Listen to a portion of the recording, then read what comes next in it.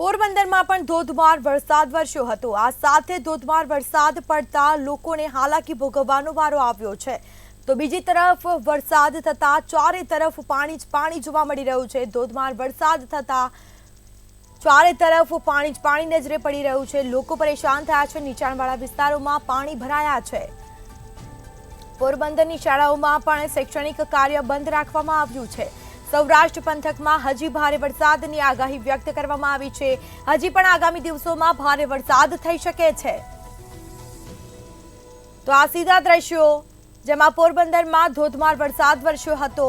નીચાણવાળા વિસ્તારોમાં પાણી ભરાયા હતા। વરસાદી પાણી ભરાતા લોકો પરેશાન થયા। પોરબંદરની શાળાઓમાં શૈક્ષણિક કાર્ય પણ બંધ રાખવામાં આવ્યું છે।